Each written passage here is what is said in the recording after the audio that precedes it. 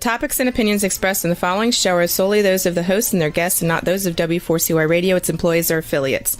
We make no recommendations or endorsements for radio show programs, services, or products mentioned on air or on our web. No liability, explicit or implied, shall be extended to W4CY Radio or its employees or affiliates.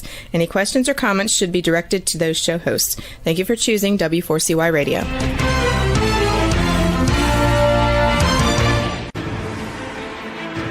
What's working on purpose anyway? Each week, we ponder the answer to this question. People ache for meaning and purpose at work, to contribute their talents passionately and know their lives really matter. They crave being part of an organization that inspires them and helps them grow into realizing their highest potential. Business can be such a force for good in the world, elevating humanity. In our program, we provide guidance and inspiration to help usher in this world we all want, working on purpose. Now, here's your host, Dr. Elise Cortez.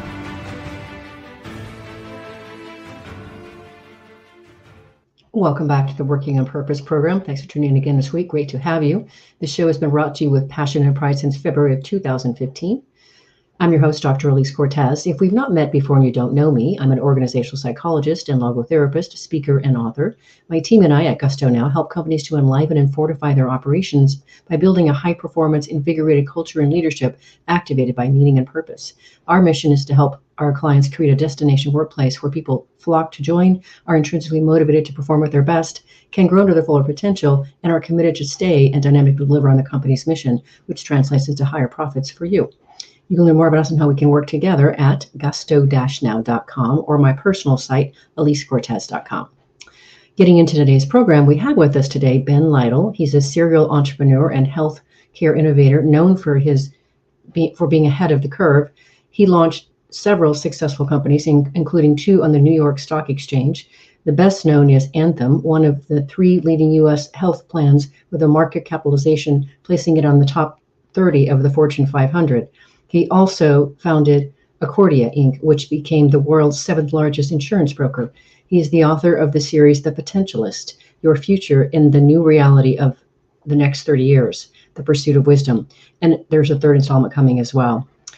The series is intended as a guidebook for success during the fast-changing, turbulent, and opportunity-rich times ahead. We're talking about it today on Working on Purpose. He joins us from Phoenix. Ben, welcome to Working on Purpose. Thank you. Appreciate being here, Dr. Cortez. So welcome. Please call me Elise. And am I saying your last name right? Is it Lytle? Yes, that's correct. Perfect. Wonderful. I failed to double check that with you. So let's first celebrate this amazing thing you brought into this world. This is the book of the series that I have just read. And as I told you before we got on air, Ben, it's just stunning. It's really, really, really beautiful work. And if you would just repeat what you said to me about the effort that went involved with this book in comparison to a couple of the companies that you built and founded? Yeah, it is true. It was the most challenging project I had ever taken on in my life to write the series, but this specific book was incredibly difficult because essentially I'm trying to write self-actualization, how you discover your true self and live it and become wise in the process. And to do it in language that people can understand and grasp, and in practices they could truly follow. And so to try to do that, given that Carl Jung spent 22 volumes doing it, but of course he covered much more, was incredibly challenging, but it was also wonderfully rewarding. And I'm proud of the work, and and it means a lot to me that you enjoyed it, and I hope that everyone who reads it finds it valuable in their life. That would be just fabulous for me. It's incredibly, incredibly meaty, and there's so much there to take in and fold into your person and work with. So I really, really appreciate what you've done with that, and thank you for bringing it to the world and coming on to the podcast to talk about it. Great, thank you. So welcome. So let's first talk about that. You discovered the power of potential early in your life, and you chose to lean into it. Can you just kind of give us the brief version of that story? Yeah, I was taking a summer elective class in college, and I I was grown up young. I mean, young people got married young and started life young when I was a young man. And so I had 2 children. I was working nights, going to school days, and I had to go year round to get out in 4 years. And so I was looking for a summer class, and I saw this class that said the Introduction to Personality. And so I go to this class. It's summertime. It's hot. We're sitting inside of an unair conditioned in those days building in Texas, and the young professor, who was probably only in his 30s, long hair, cool guy, and he said, "Why don't we go outside and sit under a shade tree?" And everybody thought, we liked this guy already, so we did. And almost the first words out of his mouth, paraphrased a little to save time here, was, "You do not have to be anything that someone else expects you to be. Inside you is you, and you need to discover who that is and then live it. And if you do that, you will be a success in life."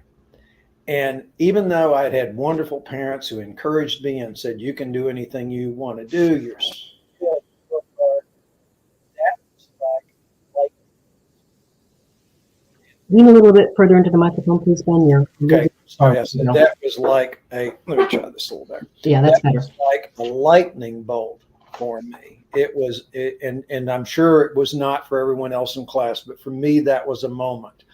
And I realized this is something for me. And then I learned over the next few weeks that there was this whole body of material on how to develop your potential and to discover your potential and what it meant. And so that became a lifelong avocation for me. And it has been my North Star throughout my entire life. I've studied it, observed it.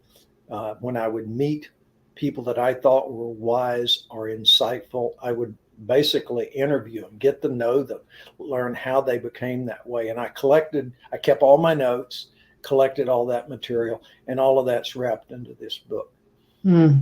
It's stunning. And for that, let's take a second here and just invite our listeners and viewers to come with us on this purpose journey. As you and I were talking about before we came on air, it is that we do need to be able to be still enough to be able to hear that little insistent quiet whisper that's trying to get your attention, telling you where you need to go. What is it that you're here for?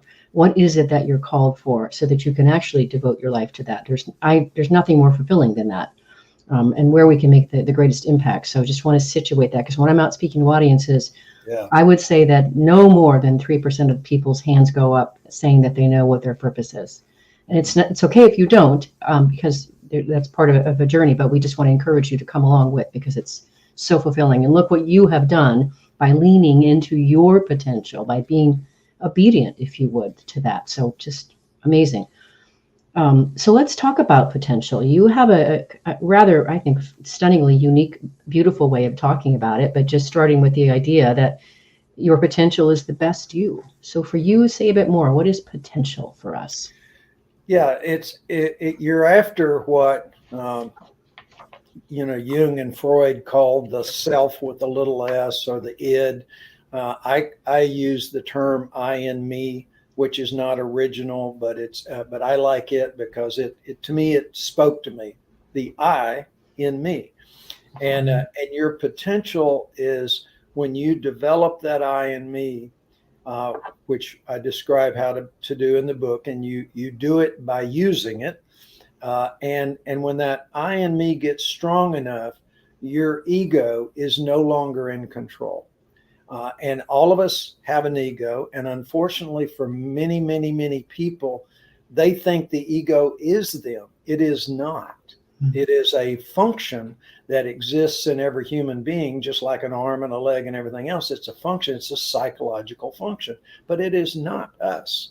And so when you develop that I in me to where it is you all day, every night, every time, you'll be happy and you will have reached your potential. And that's really crucial. You start by learning absolutely to do it when you're making important decisions, because your ego will never make the right decision. It won't always be wrong. It just will never be the best. Mm-hmm. And so you learn it first in decision making, and then ultimately it becomes you all the time. The ego is still there because there's good things about the ego, but it is not in control. It's in the back seat, and you're in the driver's seat. Okay, two things to that, if I can, Ben. First, I've always sort of had the notion that we can always be reaching and working toward a potential, but we can never really fully reach it because we just the ceiling keeps going further up. Do you align with that or see it differently? Yeah, but in a sense, I do think you reach a point where you live through your I and me. You live through your true self, and it's there all the time. But you're correct that it's an organic existence. It's an organic function, and so it's always changing and it's always growing. But the difference is you don't have to work so hard at it. Once you're in there, you just naturally take that step to learn. You naturally take that step to do the right thing. You don't struggle with it like you do so many times in life. Mm-hmm. And that doesn't mean you don't still have hard decisions. You do, but they're a lot easier because you know how to answer them, and you trust that you'll answer them properly. The foundation is more established. Okay. Then the second thing I wanted to cover, I thought this was quite fascinating and interesting. And so you're talking about just the pure power of potential. And you say, and yet human potential has always been underestimated. Humanity, especially in leaders, have yet to grasp this timeless truth. Would you say a bit more about that? And then I think I've got something to add to that as well. Yeah, it's a historical fact. If you go back, once upon a time, people weren't trusted to own land. The church and the clergy and the royalty owned all the land. And literally conversations of that time, they're not hard to go find, were, well, you can't trust people to take care of land. They work it, but they could never be responsible and take care of it. It's silly today, right? No one thought people needed to read. Why would you need to read? We'll tell you what you need to know. Thank you very much. And suddenly, thank goodness, Gutenberg and other people didn't believe that, and they began to publish books. And guess what? People love to read. And in 50 years, there were 9 million books in Europe alone. 9 million in 50 years. And then that triggered the desire for literacy, which then triggered desire for public education. So we've always, we thought people can't govern themselves. If we were all today sitting in the late 1800s and 1700s, there would have been discussions all over the place. How can you possibly live without a king to tell you what to do? Right. But today we think that's silly. So why can't we all be wise? Why can't we all achieve our potential? There's no reason other than our own self-imposed limitation, which, by the way, comes from the ego. That's fascinating. In historical background, I, from the vantage point of leadership, of course, so much of the work that I'm doing is helping to encourage, teach, and inspire leaders to look at people and lead them to their potential. Help them see, right, so that they're not leading them from where they are today. They're leading to where they can become and desire to come, or be inspired to become. So I really wanted to really accentuate that the power, the possibility of the leader's role in activating people's potential. Well, and it when I had talked about that event at age 20, it became the lens at which I looked through life. So I rose up very fast in business, and I was a CIO about 34, chief operating officer about 36, and a CEO by 42 of a very big company. And part of that was I looked at myself, I looked at the people that worked for me, and my job, I felt, was to help them to discover the potential in themselves they couldn't see, but I could. Right. And that's what drove my entrepreneurial drive. When I look at something, I look at an idea, or I look at a company that I'm thinking about investing in or buying. I go, okay, what could it be? What could it be? Now, I'm pragmatic. I put all the hard business tests you would, but I'm looking at it from that lens. And unfortunately, I have sat with too many business people my entire life and see that most of them start at the other end. What's wrong with it? You can get to what's wrong with it after you first imagine what it can be. But otherwise, you're judging whatever you see today, and it's going to be distorted. So that looking at life through its potential is, I think, the only way you're going to ultimately tap its potential and also be happy, quite frankly. At least it's very hard for me to see how, if all you're doing is looking at what's wrong with things, that you can possibly feel very good about the life you live in, because you can always find plenty. Right, indeed. Wonderful. With that, let's grab our first break here. I'm your host, Dr. Elise Cortez. We're on the air with Ben Lytle. He's a serial entrepreneur, keynote speaker, author, healthcare policy expert, futurist, and thought leader. We've been talking a bit about where his book came from, what he's trying to accomplish with it, and just getting into the bit about what is potential. After the break, we're going to start getting into what is wisdom, talking about natural laws, and what's consciousness. We'll be right back.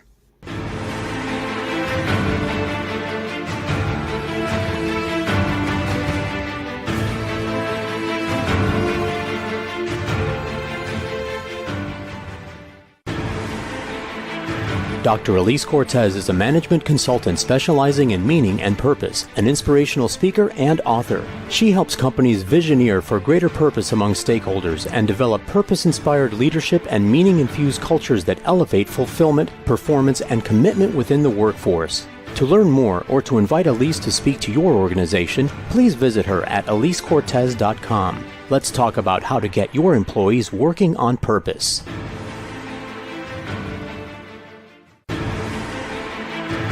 This is Working on Purpose with Dr. Elise Cortez. To reach our program today or to open a conversation with Elise, send an email to Elise, A-L-I-S-E, at elisecortez.com. Now, back to Working on Purpose.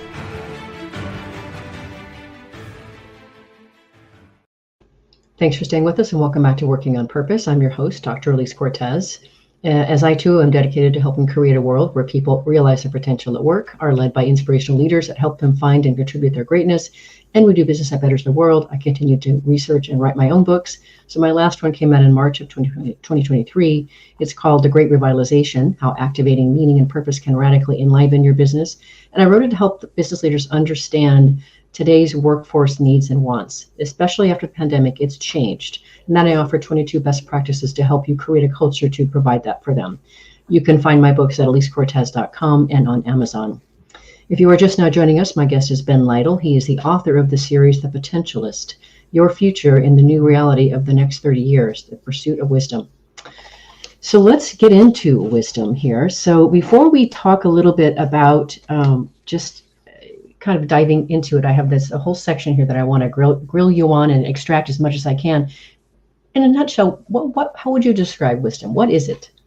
So wisdom is, and this is a classical philosophical definition you can find if you go out and Google it. It happens to be my favorite because I think it's the greatest truth. Wisdom is the art of living well. Isn't that elegantly? It really is. Wisdom is the art of living well. Who wouldn't want to live well? Well, what does living well mean? Living well means becoming wise and making good decisions younger in life and continuing that throughout your life. And you go, okay, that sounds pretty good. But then how do you know your decisions are wise? Well, because they serve you and others equally, in balance, and they are well grounded in reality. So then you move to the next level of classical definition of wisdom, and it has two parts. In classical terminology, they call it theoretical and applied. I call it the capacity for wisdom, meaning that in the moment we have done our work to understand life as it is and to appreciate life as it is. And then the other half is then in the moment of decision, you apply it free of ego, bias, instinct, negative instincts, or emotions that have grabbed you, because you will not make a wise decision. I don't care how wise you are if you do that. And wise people make mistakes and aren't always wise because sometimes they don't do that second step. So then if you say, well, what is the capacity for wisdom? It's really three things. It's perspective. That means getting up above, not living the ant life, getting up above it, seeing the forest instead of the trees, bird's eye view, whatever metaphor you wish, but everybody gets what that is. It means looking back into history. So if every time you'll hear me go back into history and bring it to today and then bring it forward. That's perspective. The second thing is seeing life as it is and accepting it as it is. That doesn't mean you don't try to change things, but you accept life as it is. And to do that means understanding things we'll talk a little bit about, like natural law. It means understanding my life and how I live it matters, answering these existential or unavoidable questions, because they ground us. And we have to always remember that our ego, and you're a psychologist, so you certainly understand, your ego creates distortions of reality. Right. And that's a lot of what therapists do, right? They help people understand you're not seeing life the way it is. Mm-hmm. So we learn to be free of those distortions, to be aware of them, know when it's happening and avoid it.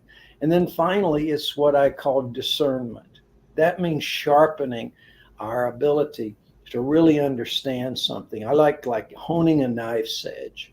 And discernment, one classical school I know grades every kid in every class from the 9th grade on two things: scope of wonder.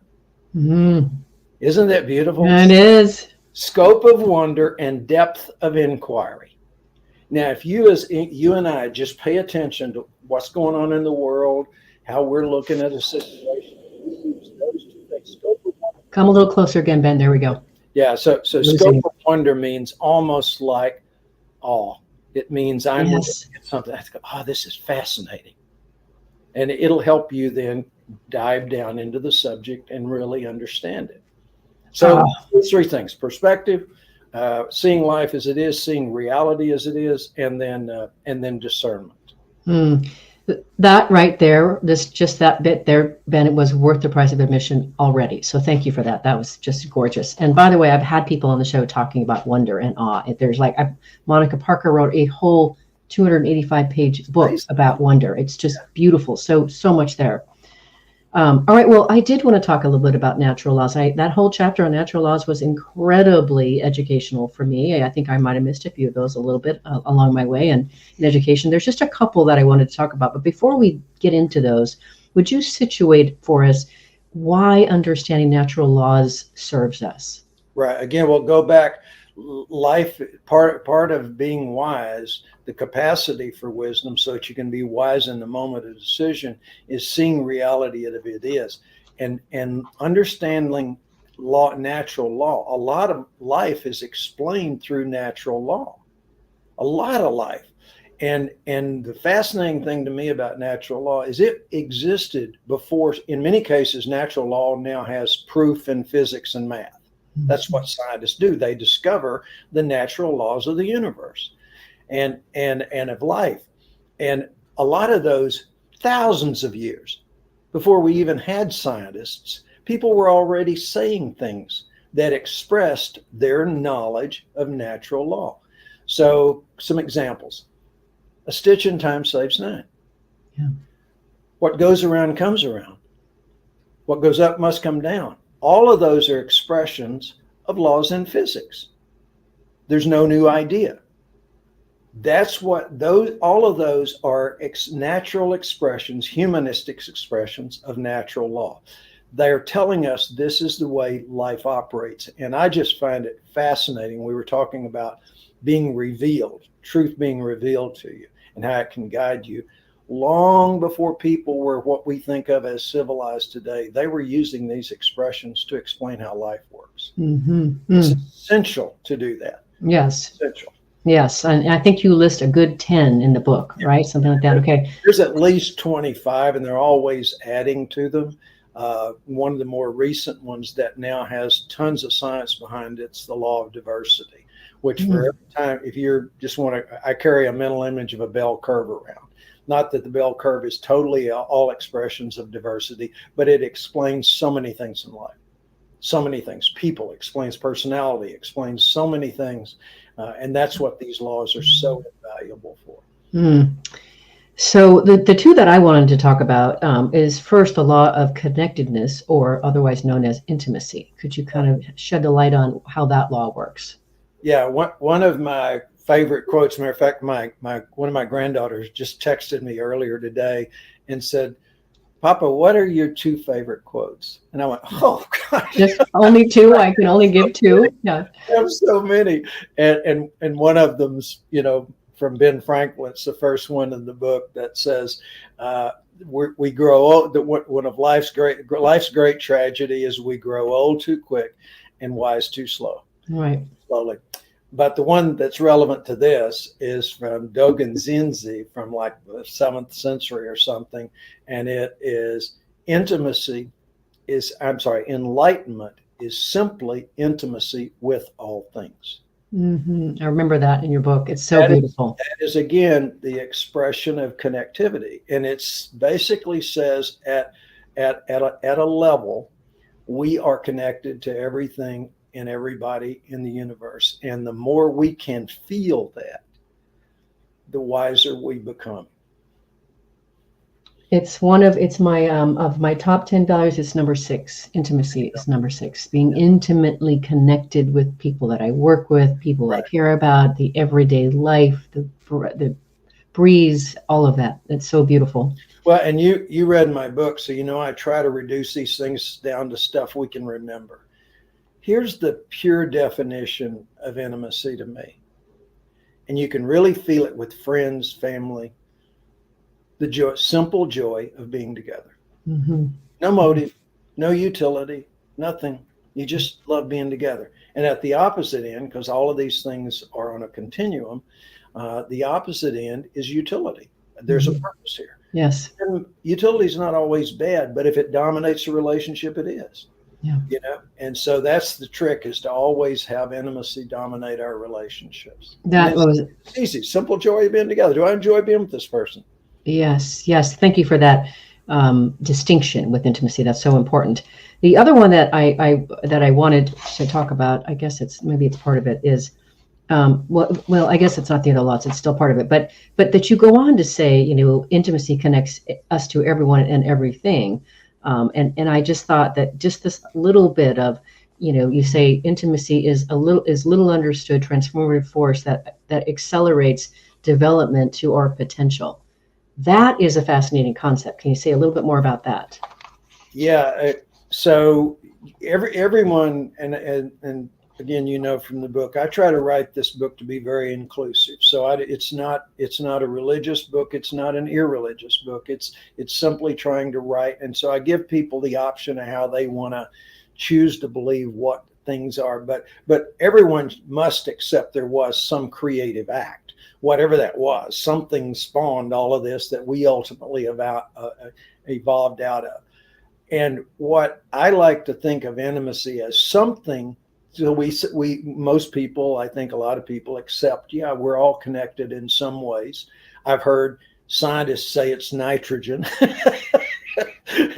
I'm not a good enough chemist to verify that one, but something's there. To me, that force is intimacy. That is the force that connects everything and everybody.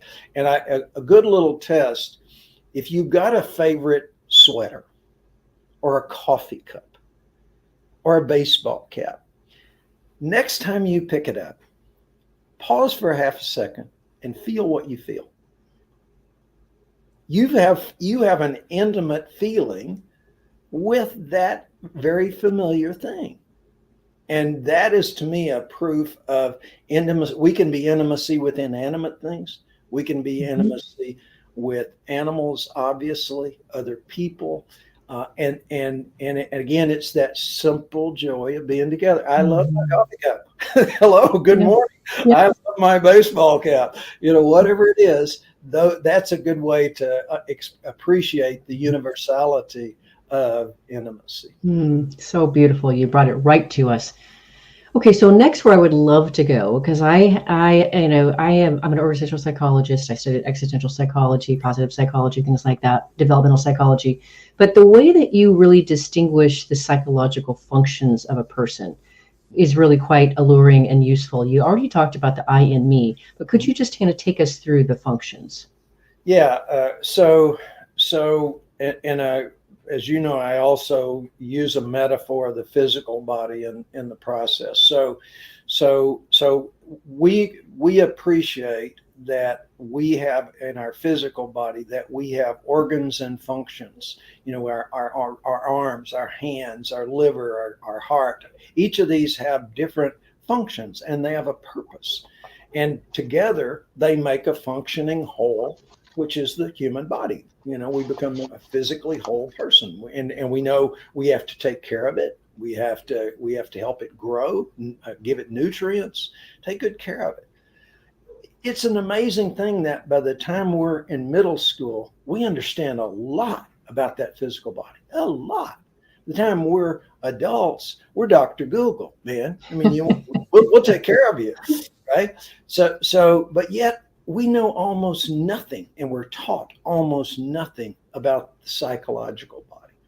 So I try to break it down into just the 4 functions that are the most important. You cannot become wise unless you understand that you are not those functions. You are the I in me, which is the culmination of those functions. So, and we are also, as you know, we are also people who are both physical, live on this earth, and there's a part of us that is connected to something greater. And so the part, and those stand in opposites to each other. So we have an ego, and the ego I describe in a lot of detail, and it has good functions. The good ego is that can-do attitude. That's the good ego. The bad ego is the one that is jealous, possessive, envious, really doesn't care a lot about anybody else except itself. And that part of us, we have to accept that's also part of the ego. So we want to bring out the good ego, not so much the other. Its opposite is the soul. And this is not the soul in the religious context. This is the soul in the context of it is a function. I don't think anybody can debate that there is not a function there that speaks to us in a very different voice than the ego. And it's the source of inspiration. It's the source of aha moments, and it's a function. And then the other 2 functions are the shadow, which is on the side of the ego. Those 2 sides are all about human preservation. So if you were creating a species and it had to survive on the planet, it had to have these kind of characteristics to first survive. And then to become all it could be, it needs the soul and the conscience. And I like to think of the shadow and the conscience as partially instinctive. They were probably the first level of development as we evolved as creatures. So before we had an ego, we had a shadow. And the shadow we can really recognize because it's that thing when you're walking down a dark alley and the hairs on the back of your neck stand up. Mm-hmm. It's that thing that somebody says something, the wrong thing to you, the wrong time, and it hits you the wrong way and you snap at them. It's that snake inside you. And that shadow's a defensive function. And so it has a function. Your ego is primarily safety. It's constantly trying to make you feel safe. The strange thing about the ego is it'll work you to death trying to feel safe. More, make more, give me more, give me more. So that's that part of it to why you have to have it in the back seat, not driving the car. And then the shadow is more, it lets you know you feel vulnerable. So just like it sends hairs up on the back of your neck to warn you of something you haven't yet consciously aware of, it does the same thing with senses of vulnerability. And then did you talk about conscience? And then your conscience. No, I did not really. Your conscience, likewise, was probably the first stages of the soul for people to be aware of, and it just reminded us that there's more there than just us, and that was a huge step in evolution. Yes. That suddenly I need to think about others instead of myself. And it was probably family. And I tell a story in the book about a hunter-gatherer who is starving, literally starving, as most hunter-gatherers were. And so he kills a small antelope and he's about to eat it all. And suddenly something says to him, "What about your family? Why not eat some and take home the rest for them?" That's the conscience. Mm-hmm. And it came out of that instinctive, but it's not the soul. The soul is very much wiser. The soul, and each one of these have a very distinct voice, which in the chapter on the psychological body, I actually try to quote where you can almost hear that voice, because that's what you have to do ultimately to really understand and use your own psychology, is recognize each voice and use it the way it was intended to be used. Expertly explained. Thank you, Ben. That is just out of this world. Thank you. Let us take our last break. I'm your host, Dr. Elise Cortez. We're on the air with Ben Lytle. He's a serial entrepreneur, keynote speaker, author, healthcare policy expert, futurist, and thought leader. We've been getting into the depths of some of the really amazing concepts in his book. After the break, we will go ahead and hit consciousness and also talk about learning states and a few other things. We'll be right back. Thank you.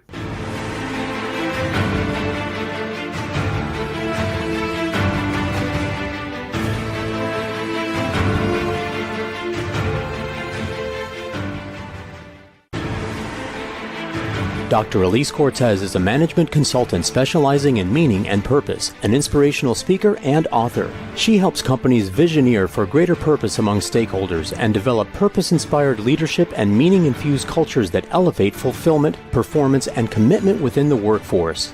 To learn more or to invite Elise to speak to your organization, please visit her at elisecortez.com. Let's talk about how to get your employees working on purpose.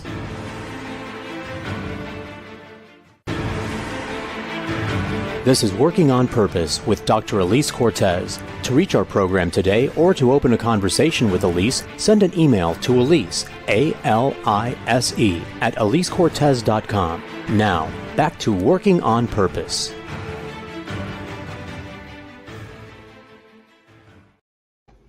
Thanks for staying with us and welcome back to Working on Purpose. I'm your host, Dr. Elise Cortez. I mentioned in the last break that my last book came out in March of 2023, The Great Revitalization. What I did for you is I created a 3-page assessment for you to be able to assess the extent to which your current culture meets the needs of today's discerning workforce. You can find it at gusto-now.com and decide for yourself. If you are just now joining us, my guest is Ben Lytle. He's the author of the series, The Potentialist, Your Future in the New Reality of the Next 30 Years, The Pursuit of Wisdom. So I want to go next, if we can, to consciousness. I have to tell you that consciousness is also, it's my number 4 value, and I'm very, very fascinated with it. So let's hear your perspective on what is consciousness. Well, what I like to think of it is as a specific kind of experiential learning, meaning that it's an experience and we learn from that experience, but it's very different in that it's also instant. So I also call it instant knowing. And you can say, well, how can you instantly know something? But you speak to audiences a lot, and I do too. And I ask your listeners, have you ever had an aha moment? Have you ever had an inspiration, an idea, particularly inspirations? Everyone has. A lot of people never recognize they have them, but the average person has hundreds or thousands. And that's our opportunity to experience the expansion of consciousness. And so what consciousness is what we are after we have one of those. So there's a process there. There's that moment of inspiration or insight or clarity we never had before. Boom, the aha moment. And then there's a moment later where we process it in a half second. and we know. Suddenly, we know for sure. It's not, gee, I got to go read some more. We know for sure.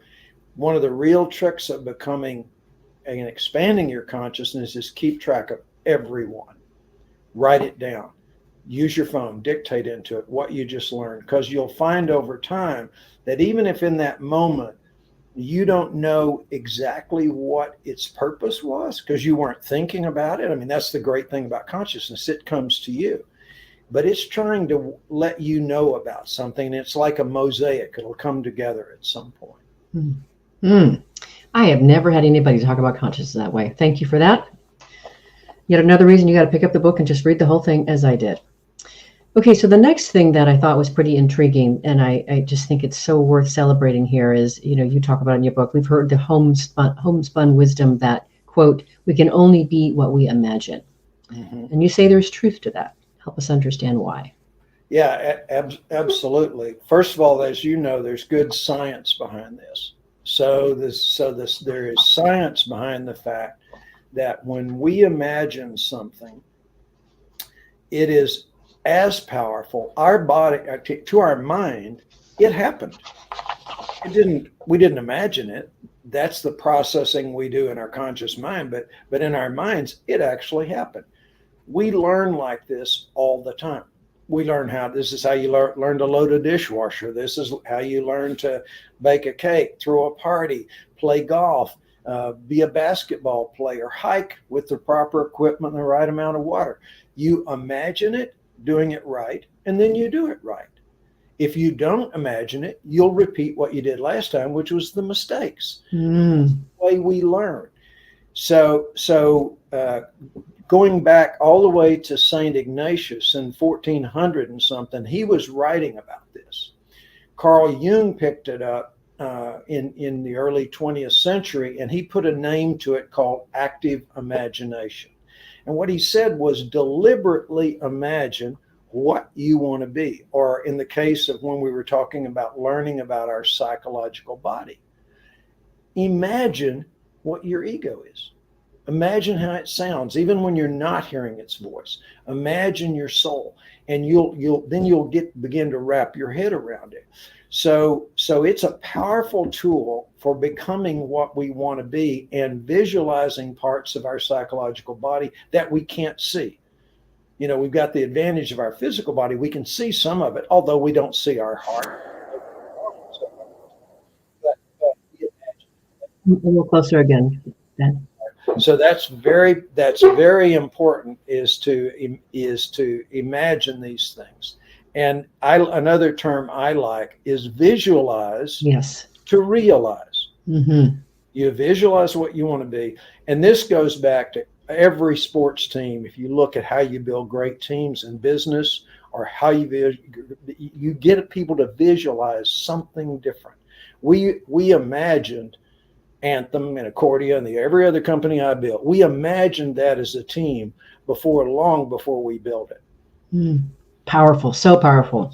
Yeah. Okay, I hope we have time for two more things that I want to get to. One is learning states, and the other one's about reframing fear. We won't have time to really go into much depth, but your learning states, the 8 learning states that you talk about in your book, are so incredibly compelling. Can you just maybe, if you want to just name them all or talk about a couple, but I just want to go next. A couple in the time that everybody can immediately connect to.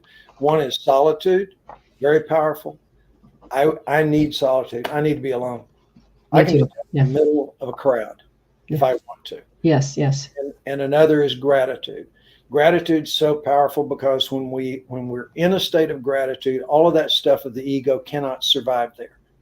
It is an opposite of the ego. The ego is never satisfied.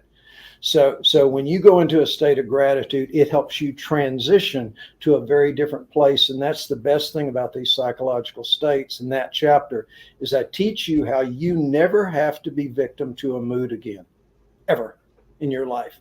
You never have to be stuck in a bad state of mind ever by using these psychological states.